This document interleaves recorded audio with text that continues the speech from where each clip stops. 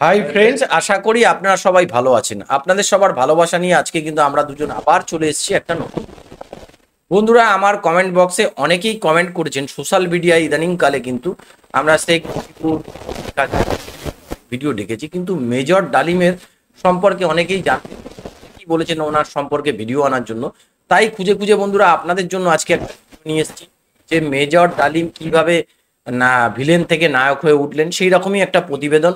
ঠিক আছে, এই প্রতিবেদনটা আমরা আজকে আপনাদের সামনে তুলে ধরবো। তো ভিডিওর অরিজিনাল লিঙ্ক আমাদের ডেসক্রিপশন বক্সে দেওয়া থাকবে, চাইলে আপনারা সেখান থেকে চেক আউট করে নিতে পারেন। তো চলুন বন্ধুরা ভিডিওটা একটু দেখে নিই। বন্ধুরা, সোশ্যাল মিডিয়াতে মেজর ডালিম এখন চরম লেভেলের ভাইরাল। এমনকি তার একটা ছবির স্ক্রিনশট ভাইরাল হয়েছে যে মেজর ডালিম নাকি এখনও বেঁচে আছেন। মূলত ওই ছবিটা একটা লাইভ সেকশন থেকে নেওয়া হয়েছিল এবং মেজর ডালিম প্রায় 3 বছর আগে একটা লাইভ সেশন করেছিল 10 মিনিটের জন্য। সেখান থেকেই ছবিটা স্ক্রিনশটের মাধ্যমে বর্তমানে অনেক বেশি ভাইরাল হয়েছে। আর বলা হচ্ছে তিনি নাকি এখনও বেঁচে আছেন। এটা ছাড়াও তার আরেকটি বিষয় নিয়ে অনেক বেশি চর্চা হচ্ছে যে মেজর ডালিম নাকি অনেক বউ পাগল ছিল। এমনকি এটাও বলা হচ্ছে যে মেজর ডালিমের স্ত্রী নিম্নিকে নাকি বঙ্গবন্ধুর ছেলে শেখ কামাল তুলে নিয়ে গিয়ে ধর্ষণ করেছিল, যার প্রতিশোধ নেওয়ার জন্য মেজর ডালিম 15ই আগস্ট একটা অপারেশনের মাধ্যমে বঙ্গবন্ধুর সপরিবারকে হত্যা করা হয়েছিল। হ্যাঁ, এটা সত্য যে 15ই আগস্ট বঙ্গবন্ধুর সম্পূর্ণ পরিবারকে হত্যা করা হয়েছিল, কিন্তু এটা কি সত্য যে মেজর ডালিমের স্ত্রীকে তুলে নিয়ে গিয়ে ধর্ষণ করার একমাত্র অপরাধী মেজর ডালিম বঙ্গবন্ধুর সপরিবারকে হত্যা করেছিল? এখন আমি যদি এটার এক কথায় উত্তর দিতে চাই তাহলে আমি বলবো একদমই না।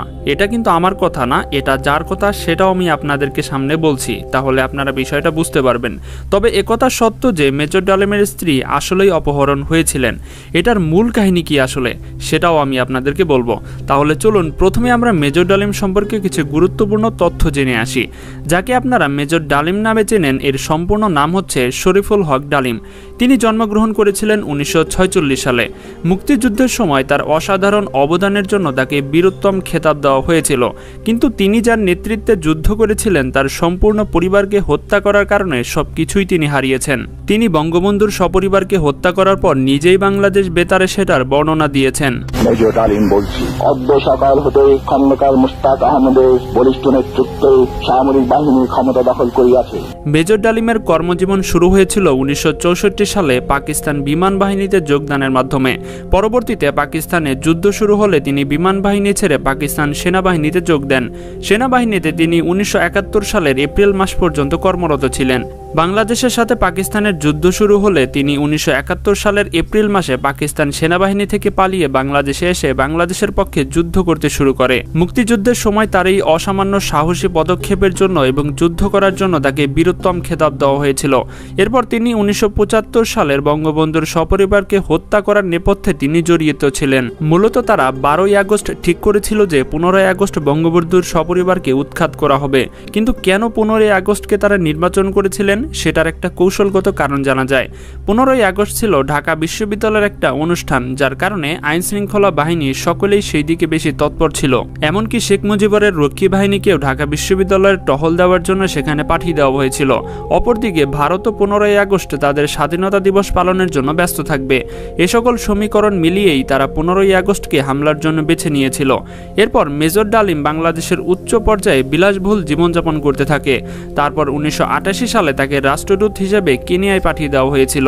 এরপর তিনি জাতিসংঘের শান্তিরক্ষা মিশনে সোমালিয়ায় দায়িত্ব পালন করেন। এরপর 1995 সালে তিনি এই চাকরি থেকে অবসর নেন। এরপর আওয়ামী লীগ সরকার গঠন করার আগেই তিনি দেশ ছেড়ে পালিয়ে যান। তারপর মেজর ডালিমকে আর তেমনটা দেখা যায়নি। তিনি কোথায় আছেন সেটাও কেউই জানে না। তবে সোশ্যাল মিডিয়াতে মেজর ডালিমের যে ছবিটি আপনারা দেখতে পাচ্ছেন সেটা 3 বছর আগের একটা লাইভ সেশন থেকে নেওয়া হয়েছিল।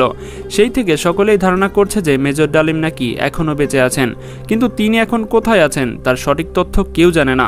ধারণা করা হচ্ছে তিনি ইউরোপের কোথাও তার নাম পরিচয় গোপন করে বসবাস করছেন। তাহলে চলুন এখন মেজর ডালিমের স্ত্রীকে অপহরণ করে ধর্ষণ করার তথ্যটি সোশ্যাল মিডিয়াতে আপনারা দেখতে পাচ্ছেন সেটার আসল কাহিনীটা কি জানা যাক। সোশ্যাল মিডিয়াতে যেমনটা বলা হচ্ছে শেখ কামাল নাকি মেজর ডালিমের স্ত্রীকে তুলে নিয়ে গিয়ে ধর্ষণ করেছিল। আমি জানি না এই মিথ্যা তথ্যটি কিভাবে ফুটে উঠল। এখন আপনি আমাকে প্রশ্ন করতে পারেন যে আমি কিভাবে জানলাম যে তথ্যটি একদমই মিথ্যা। আমি এই তথ্যটিকে একদম মিথ্যা বলছি এই কারণে যে মেজর ডালিমের স্ত্রী নিম্নিকে তুলে নিয়ে গিয়ে শেখ কামাল ধর্ষণ করেছিল, এ কথাটি যে সম্পূর্ণ মিথ্যা এটা বলেছেন স্বয়ং মেজর ডালিম নিজেই। জি হ্যাঁ, মেজর ডালিমের প্রকাশিত 2001 সালের একটি বই, যা দেখেছি, যা বুঝেছি, যা করেছি, এই বইয়ের ভেতরে মেজর ডালিম নিজেই সম্পূর্ণ ঘটনাটি উল্লেখ করেছেন। মূলত ওই দিন কি ঘটেছিল সেটারও সম্পূর্ণ তথ্য ওই বইয়ে তিনি তুলে ধরেছেন। ওই দিন শুধুমাত্র মেজর ডালিমের স্ত্রী নয়, বরং মেজর ডালিমকেও অপহরণ করা হয়েছিল। তিনি ওই বইয়ে লিখেছিলেন এই ঘটনাটি ঘটেছিল 1974 সালের মাঝামাঝি সময়ে। সেই সময় মেজর ডালিমের খালাতো বোনের বিয়ের অনুষ্ঠান চলছিল ঢাকার লেডিস ক্লাবে। ঠিক সেই সময় মেজর ডালিমের শ্যালকের সঙ্গে তৎকালীন সময় আওয়ামী লীগের অনেক বড় একজন নেতা এবং রেড ক্রসের চেয়ারম্যান গাজী গোলাম মোস্তফার কিছু ছেলেপেলের সঙ্গে একটু ঝামেলা বাঁধে। এখানে গাজী গোলাম মোস্তফার কিছু ছেলেপেলেরা মেজর ডালিমের শ্যালকের পেছন থেকে চুল ধরে টান দিয়েছিল, যার ফলে মেজর ডালিমের শ্যালকের সঙ্গে গাজী গোলাম মোস্তফার ছেলেপেলেদের সঙ্গে কথা কাটাকাটি লেগে যায় এবং একটা পর্যায়ে মেজর ডালিমের শ্যালক গাজী গোলাম মোস্তফার ছেলেপেলেদের সেই অনুষ্ঠান থেকে বের করে দেয়। তখন আওয়ামী লীগের সেই ছেলেপেলেরা নিজেদের হ্যাডাম দেখানোর জন্য সম্পূর্ণ ঘটনাটি গাজী গোলাম মোস্তফাকে বলে, আর সেই সাথে সাথে সেই গোলাম মোস্তফা দেশীয় অস্ত্র এবং গাড়ি নিয়ে সেখানে চলে আসে। তারপর তারা মেজর ডালিমকে সেই গাড়িতে তুলে নিয়ে যাচ্ছিল। ঠিক সেই সময় মেজর ডালিমের স্ত্রী এবং মেজর ডালিমের শাশুড়ি বলে, যদি মেজর ডালিমকে তুলে নেওয়া হয় তাহলে আমাদেরকেও তুলে নিতে হবে। ঠিক তখন গাজী গোলাম মোস্তফা মেজর ডালিমের সাথে মেজর ডালিমের স্ত্রী এবং তার শাশুড়িকেও তুলে নিয়ে যায়। তারপর মেজর ডালিম দেখলো তাদেরকে যে গাড়িতে তুলে নেওয়া হচ্ছিল সেটা যাচ্ছিল রক্ষী বাহিনীর ক্যাম্পের দিকে। তখন তিনি বুঝে গিয়েছিলেন সেখানে তাদেরকে নিয়ে যাওয়া হলে তাদের কি অবস্থা করা হবে। মেজর ডালিম সহ তার পরিবার যে সেখানে নিয়ে গেলে তারা শেষ হয়ে যাবে এটা তিনি ভালোভাবেই বুঝতে পেরেছিলেন। তখন মেজর ডালিম বুদ্ধি খাটিয়ে বলেছিলেন, গাজী গোলাম মোস্তফা, আপনি যে আমাদেরকে তুলে নিয়ে আসলেন এটা কিন্তু সেই সময় পাবলিক স্বচক্ষে দেখেছেন। তখন গাজী গোলাম মোস্তফা গাড়িটি ঘুরিয়ে ধানমন্ডি 32 নম্বর বাড়িতে শেখ মুজিবুর রহমান তৎকালীন সরকার ছিলেন সেখানে নিয়ে যাওয়া হয়েছিল। সেখানে গিয়ে গাড়িটি থামানো হয় এবং সাথে সাথে সেখানে কিছু গণ্যমান্য ব্যক্তিদের উপস্থিতি লক্ষ্য করা যায়। ওই বইয়ে মেজর ডালিম উল্লেখ করেছিলেন সেখানে কিছুক্ষণ পরই শেখ কামাল এবং শেখ রেহানা চলে আসেন এবং তারা দুইজন মেজর ডালিম, মেজর ডালিমের স্ত্রী এবং শাশুড়িকে তাদের বাড়ির ভেতরে নিয়ে যান। মেজর ডালিমের স্ত্রীকে তুলে নিয়ে যাওয়ার ক্ষেত্রে শেখ কামালের অবদান ঠিক এতটুকুই, বরং এই ঘটনার সাথে শেখ কামালের কোনো সম্পৃক্ততাই নেই, বরং সম্পূর্ণ ঘটনাটির নেপথ্যে ছিলেন গাজী গোলাম মোস্তফা। কিন্তু এখানে একটা বিষয় আছে, সেটা হলো বঙ্গবন্ধু কি এই যে গাজী গোলাম মোস্তফা তাদের পরিবারকে কিডন্যাপ করেছিল, এটা তো একটা স্বৈরাচারী ঘটনা, তাই না? এটার কি তিনি কখনো বিচার করেছেন? কেউ বলেছে করেছিল, কেউ বলেছে করেননি, এবং ধারণা করা হয় এটার বিচার বঙ্গবন্ধু সেদিন আসলেই করেননি। এর কিছু প্রমাণও রয়েছে। যদি বিচার হয়েই থাকতো তাহলে এই ঘটনার পরও কেন গাজী গোলাম মোস্তফাকে রেড ক্রসের চেয়ারম্যান রাখা হয়েছিল, তাই না? একে তো এই ঘটনাটি ঘটিয়েছে একজন মেজরের পরিবারের সাথে, তার উপর আবার তার কোনো বিচারই করা হয়নি। আর ঠিক এ কারণেই অনেক আর্মিরা এটার উপর অনেকটাই ক্ষিপ্ত ছিল এবং বঙ্গবন্ধুর উপরে ক্ষিপ্রতা এটার মাধ্যমে বৃদ্ধি এবং তৈরি হয়েছিল।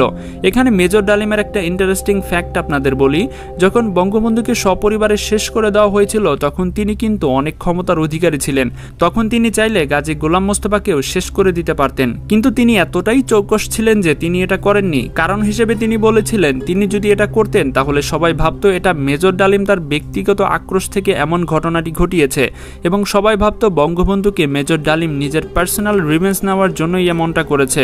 এমনটা যাতে কেউ না মনে করে এর জন্য তিনি সেই সময় গাজী গোলাম মোস্তফাকে ছেড়ে দেন। পরবর্তীতে গাজী গোলাম মোস্তফা ইন্ডিয়াতে গিয়েছিল এবং সেখানে একটা গাড়ির অ্যাক্সিডেন্টে মারা যায়। এটাই হচ্ছে মূল কাহিনী, যেটা মেজর ডালিম নিজেই তার বইয়ে লিখে জানিয়েছিলেন। এখন আমার তথ্যের ভেতরে অনেক ভুল থাকতে পারে, কেননা শেখ হাসিনা পতনের পর অনেক ইতিহাসই আপনাদের এবং আমাদের সামনে আসছে যা আমরা গত 16 বছরে কখনোই জানতে পারিনি। যদি আমার তথ্যের মধ্যে কোনো ভুল থাকে সেটা অবশ্যই ভেরিফাইড কোনো সোর্স থেকে আমাকে সেটা ধরিয়ে দেবেন। তো বন্ধুরা, এটাই ছিল মূলত আজকের ভিডিও ভালো লাগলে লাইক এবং চ্যানেলটি সাবস্ক্রাইব কিন্তু করবেনই। আর হ্যাঁ, পরবর্তী ভিডিওটি দেখার জন্য নোটিফিকেশন বেলটি অন করে রাখবেন। তো পরবর্তীতে কোন ধরনের তো বন্ধুরা দেখলেন সমস্ত, কিন্তু এটা কিন্তু ঠিক কথা, যে সমস্ত খবর বেরিয়ে আসছে সে সমস্ত খবরের আদৌ সত্যতা কতটা আছে সেটা নিয়ে কিন্তু সন্দেহ আছে। দেখুন, আপনারা আমাদের কমেন্ট করছেন, আমরা সেই হিসাবে ভিডিওগুলো নিয়ে আসছি। দেখুন, এই ভিডিওর প্রতিবেদন যিনি করেছেন তিনিও কিন্তু বললেন তার যদি কোনো তথ্যে শিওর নয়, কিন্তু ব্যাপারগুলো টোটালি শিওর না। এখানে এটাই একটা সমস্যা। তবে হ্যাঁ, আপনারা মেজর ডালিম এখন বেঁচে আছে কিনা আপনারা যদি কেউ জেনে থাকেন, তার সম্পর্কে কোনো খোঁজ খবর থাকে, অবশ্যই কমেন্ট বক্সে কমেন্ট করে জানাবেন। এই যে ভিডিওটা যে উনি করলেন সেটার মধ্যে কতটা সত্য আছে সেটা তো চ্যানেলে, যে চ্যানেল থেকে আমরা নিয়েছি সম্পূর্ণ তিনি ভালো মতো বলতে পারবেন, তাই জন্য তিনি কিন্তু comments করবেন।